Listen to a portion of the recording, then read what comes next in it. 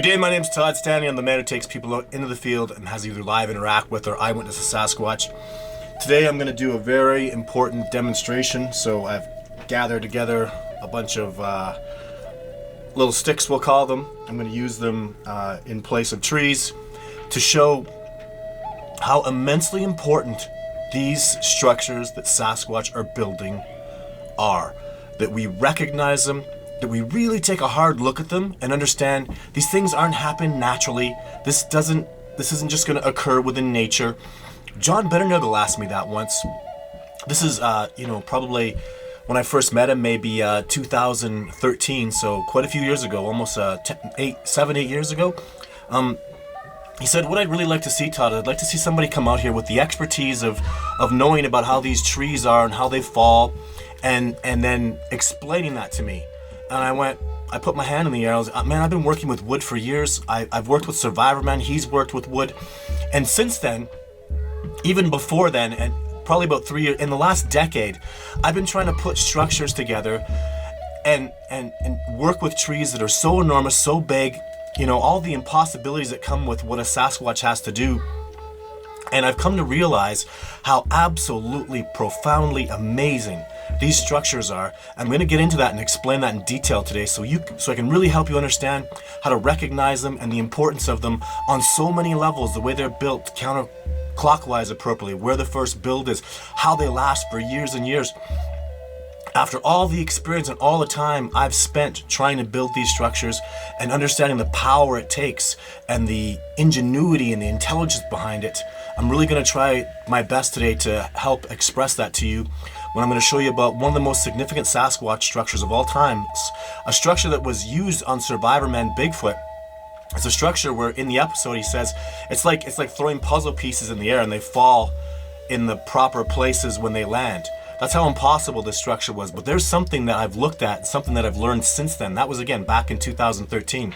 So I'm going to go through that with you today. This is a very exciting episode, so stay tuned. The masters of civilization, my people, sure could learn a lot from the masters of the wilderness, which is who they are. There's no way that you got sight of the Sasquatch in those areas, with those tree breaks, with those tracks, getting those apples taken, with those sounds, all these things.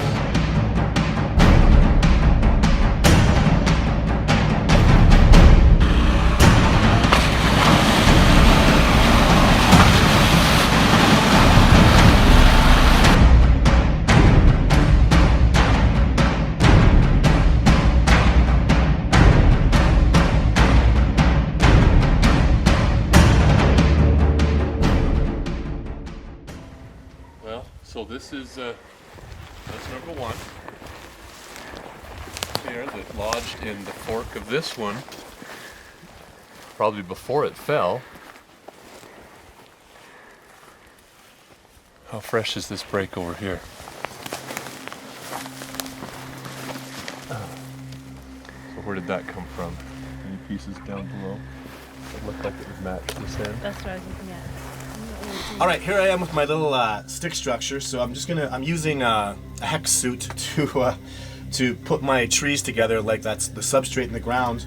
And first thing I'm gonna show you is everything I've ever noticed about a structure, a Sasquatch structure, is there's always one log or there's always a tree where they find a little outlier like this and they build off of it. And what's amazing to me is this little piece of busted branch, usually, that will last. When you build a structure off of that, obviously they're bending enormous trees into one position, which is just about impossible. It really is impossible to do. The way they break them right off at the base, they take a tree that's got sometimes as much, as little as, I've seen 4-inch diameters. That's impressive. And then I've seen 6, 8-inch diameters busted clean over at the bottom. I don't even know how they do that.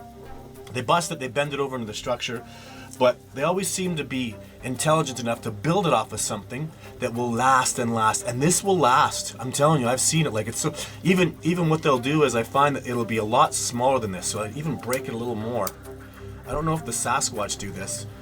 They probably do, because I don't know how this would be a coincidence, but see, it's so what astonishes me is how hard this is to do with a little branch like this. I have trouble. And the Sasquatch will do it with a tree that's like 400 or 500 pounds, with a branch to start off with that's 3-4 inches thick. So anyways, so I made it a little better so there's less of a fulcrum there, and then I'll build my structure off of it. Okay, so I have my structure built. You can see I built it off of 4 trees that the Sasquatch would put in, and this I call the apex spot. See where everything kind of comes together? That's usually about 8 to 12 feet in the air, which is very impressive, because what'll happen too is these logs, like there's 3 logs I put on top. I think there was 4 in the structure that I'm going to show you. That's very significant that we found this evidence on. I think there's 4 logs in there. The balancing act that it takes to do that, it's tough. Like I sat here for 20 minutes putting this together, and there's 2 things that I learned when I built this to smaller scale. Let's say 1/100th the scale of what the Sasquatch did. There's 2 things I really learned, and it's so important that the theory is so important behind this. There's 2 things I learned is you have to have a plan. You need to know what you're doing before you ever do it. You can't just randomly start throwing stuff in there, because this is going to fall apart. When I'm done with this, I'll give it a flick and it'll fall over. When the Sasquatch build these structures, they last for the original one at Nordegg that I showed on TV and was in my documentary that I showed was upside down. That structure's been there for 20 years, at least 20 years, right? Like through the weather, the wind, the deterioration, it stood 20 years. The other one that I'm duplicating that is similar to this one had been there for at least 10 years. It's torn down now, but I filmed the heck out of it, so I'll be able to show how this matches up in real life with it. But anyways, let's go through this real quickly, because the second thing that I learned while building this was they had to place things in a manner that would be so obvious that somebody from the ground, somebody terrestrial, not somebody up in the air, so human beings would be looking at this. And I'm actually very convinced, since this was by a roadside, I'm very convinced it's not only by the roadside, but visible from the roadside within about 40 yards from the tree line. So far enough away from the tree line, thankfully, that you can't say someone went in there with a crane, because that's what you need to build this. These little sticks here represent, from the tree outside, they represent 200-300 pound trees that had to be lifted over 12 feet in the air, which is, again, totally impossible. But if you look at what I did here, so you'll see how there's a white spot there, and this is all burned. I did that on purpose because I was duplicating what the Sasquatch did. And you see this represents a log down there. You see this log? See how it's not in the same way? What happened was Andy from Alabama came along, so I'm gonna have to wreck this structure now after all the work that I put into it. So I'm gonna go and wreck it, because what Andy from Alabama noticed is, so this side is burnt, under here is not burnt. And here, this is all burnt, and then the opposite side is unburnt. And if you look at this piece right here, it matches this piece over there. Now, before I wreck this, really understand, if this end right here goes on this, if it goes there, there's no way in heaven or hell that happened naturally. I'm literally gonna show you what is precisely the thing that we've discovered in the field with 200-300 pound logs, is this piece right here is the end that goes on there. How did this piece, literally the other thing too is, it's at the bottom, so it had to be broken off, the structure had to be lifted up, and this had to be shoved in. A 200-pound log had to be shoved in at 12 feet while lifting probably 600 pounds worth of logs and shoved into the structure. So let me show you. Now I'm gonna take this apart. See, and the other thing, look at what a balancing act that is. This one comes apart, that one comes off. So this is so important, guys. Let's have a really close look at this. So what we discovered, as you can see with this, because I broke this off here, and I'm gonna show you real clearly. So when you look at these two branches, what I did is I burned it. So this is not burnt, and this is the burn side, and that's where this piece fits on. So again, this has a burn side and a not burn side. The Sasquatch literally left it so we could see there was a burn side and a not burn side. And when you put these pieces together, This is what we notice, is that seems to match up with that. Again, and you'd see it because this is burned, and this is the non-burn side, and there's the burn side. And look, when I put it back on, look how that fits like a glove. It is precisely from there. The burns match up with the burn side being this way and the non-burn side on both logs being that way. That's exactly what we found in the field. I called this the Thompson structure before it was destroyed in Nordegg. Wow. So what I did was, this is another reason why I love doing my expeditions. So I was just coming out there. This had been about 2015, a few years after everybody'd seen Survivor Man Bigfoot, everybody'd seen my movie. So Andy from Alabama comes out and has a look at this structure. I'm there with a couple other expeditioners, and I go, yeah, this, it's a pretty impressive structure. It's pretty cool. Survivor Man said this. John Bagel was impressed with it. And he goes, hey, y'all, and this Andy barely said anything. I'd been with them for about a day and a half. Barely talks. Real quiet, nice gentleman, wonderful guy.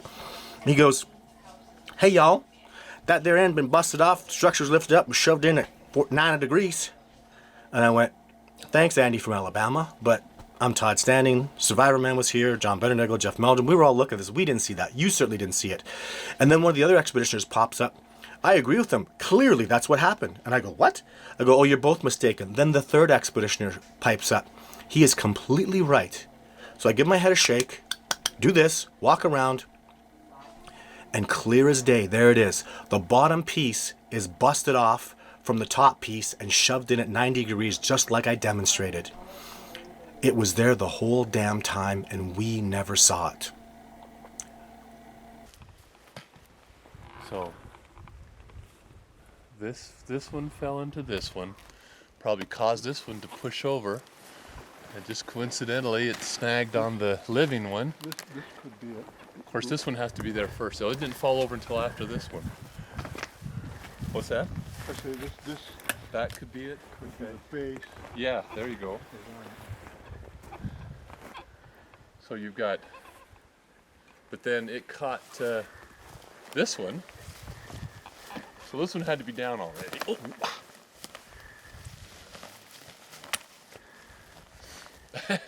But it's on top of that one, huh? Yeah. Those are really interlocked, those, aren't they? So this one has worn on that one a bit. Looking right in the sun. There we go. That one's burnt all the heck too.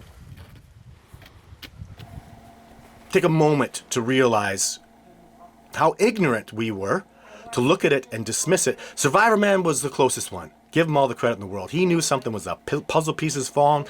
That what he said was brilliant, absolutely brilliant. John was a little distant. Jeff thought it was mildly interesting. I called it before it was destroyed, the Thompson structure, because it was discovered. That discovery was made by Andy Thompson, the most significant Sasquatch structure I'd ever seen. And then on the next expedition, I had a guy come out and show me on both structures. So in case you're not aware, so the sun rises here and sets there. That's how we get clockwise. Very clearly, all these structures have been built clockwise. And something else mind-blowing is not only the power, not only the intelligence it makes to make these structures, but it seemed in that area anyways, the structures always started true south. Not magnetic south, but true south was where the first tree was put in. You know, when we send spacecraft off into space, we do prime numbers. So 1, 2, 3, 5, 7. That shows an intelligent being, right? I mean, math is a universal language.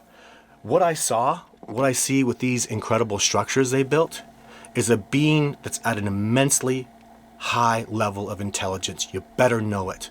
This is absolute genius what they're doing. They're clearly trying to communicate something to us, and that's all I see out in the forest, out in the wilderness, is a brilliant, intelligent being that's so far ahead of me, so absolutely magnificent. And so watch, even in my movie, when you see how the structures are bent, twisted, upside down, not only are you seeing immense, incredible power, not only are you seeing a brilliant design, but you go through the theory of it, they chose a tree that was burnt on one side, not on the other, to make it so obvious. And then they broke the end off, put it at 90 degrees to make it so obvious. And I'll tell you, at least 20 people, intelligent human beings, PhDs, 2 of them, 2 other PhDs I took out that are private and I don't talk about. Survivor Man, who's brilliant, I took out. And what I'm telling you is, really try to see past what's obvious because you're dealing with such an amazing, intelligent being here. There's another reason I believe the Sasquatch wanted us to find this structure, is they took a tree upside down and jammed it in the ground. That's something that they do. Jeff Meldrum recognized it as soon as I drove out there. But I want to talk about this too. So I'm in the Rocky Mountains, and they take a tree and jam it. This one was probably, let's say, a 12-foot tree, 3 feet jammed in the ground. Okay? That's incredible. Someone would say they probably just came along with a crane. Somebody had there with a crane and banged it into the ground. Okay. You know why you can't do that? I tried to do that. Go ahead and try to do that. Try to jam a tree upside down. In the Rocky Mountains where I live, the terrain is not great. Like, you don't have much more than 8 inches at best of good soil on top. Below that is rocks and rocks and rocks. How in the hell can they just randomly take a tree and jam it in the ground? And you'll see there was all the way around. I also looked really intently for other spots because, you know, if I had done it, it probably would have taken me 10 tries. There'd be a mess all over the place. Sasquatch don't do that. They jam it in once. And there's a reason for that. You gotta start adding things up. And again, I learned that later on when I saw them pull rocks out of the ground, good size rocks, and stack them. Rocks that were stackable, all the same size. 4 rocks, 4 holes, all within 10 yards of where the rock pile was. How did they know those rocks were there under the ground? I'm not going to even tell you guys this stuff. You're going to have to really start thinking about the level of these guys walk around barefoot. These guys touch trees. We're learning stuff right now that they've always known. The interconnectivity between trees, between the fungus, between the animals, between the land and the water. It's all there. It's all connected. And we're learning that by walking around barefoot a little bit. I'm not born barefoot. I don't spend my whole life walking around barefoot. I don't know anybody who ever has or does, ever. I mean, I'm talking the native people. They walked around with moccasins on. So even they've been separating themselves from nature. As much as we have admiration and respect for native people, how they really did an excellent job of living in what I would call equilibrium within their environment, they still had technology, man. They still had TPs. They still used fire. They still walked around with clothes. The Sasquatch don't do any of that stuff. They don't have knives. They don't have spears. They don't have bows. They don't put anything on their feet. They walk around literally like a bear, absolutely naked. And no being of that level of intelligence. Human beings are very intelligent, very technologically advanced. I love our species. I do. That's part of why I believe that I was chosen for this discovery. That's what my teacher told me, my native teacher, is that he needed somebody who loved civilization and loved nature. If you hate civilization and you go out into nature and embrace it, you're at a loss. You can't hate who you are. You can't hate where you're from. I love civilization. I love my camera. I love my computers. I love my social media and the connectivity that it gives to people. So it's that love relationship that's allowed me to have tremendous success in the wilderness. But the Sasquatch have nothing but love for nature. They have full-on Darwinism going on where only the strong survive. We don't have that anymore. And they're an amazing, incredible species. When you see these structures, when you see these tree breaks, really think. Don't just think that it's like some kind of moose break or some random happening. Even Sasquatch is doing it random. There's a design. There's a style. As one expeditioner told me this year, there's a story being told by these breaks, and I'm seeing it now. Even with the breaks around where I am. First year I put my trailer in it. One tree break, 30 feet in the air, about 3 inches thick, pointed right at my trailer. The year after that, a line of tree breaks in the bush, all pointing at my trailer, all a certain height, all pointed directly at my trailer. The tree breaks started here, and as they veered off, they went that way, always pointing at my trailer. A story was being told with that. So a real story. The first year, one tree break tells me, even just let me speculate, one tree break specifically for me, probably 5 specifically for me, but one that was really close. I believe that one was up high and thinner because a smaller Sasquatch was there, and they'll know how old that tree break is. And as he goes older, let's say he was 5 when he did it, when he's 10 he'll come back and go, I remember that. I broke this tree break for that Todd guy who was there, and I did it at this height and this way, and that's where his trailer was. The next year, all the other Sasquatch came, and 5 or 6 Sasquatch came along, made all their tree breaks, one from a big Sasquatch, one from a smaller, and they'll see these as the years go on. They'll remember what happened that day, that time of year, that season, who was there, what they were reacting to. And that's the story being told, and I'm starting to see it because you gotta get out there. That's how you get it done. You gotta get out there. That's why we call it research. It's not called search. It's called research. And that's over and over again, analyzing the evidence, looking at it again and again, always trying to get an open mind, and then increasing your likelihood of success by having other minds. That's why I do expeditions. All these people that come in. Simple Andy from Alabama came in and made a tremendous discovery. Survivor Man taught me so much. John Bitternagel and every year I have new people that come out. People teach me what to do, what not to do, what mistakes they make, what successes we can have. And it's an amazing discovery. So cooperation is another powerful part of what I do, and the Sasquatch are seeing that. So thank you very much for tuning into my Sasquatch Sunday video. And again, my videos are, I'm live Wednesday, I'm doing my Throwback Thursday videos. This is my Sasquatch Sunday video, very, very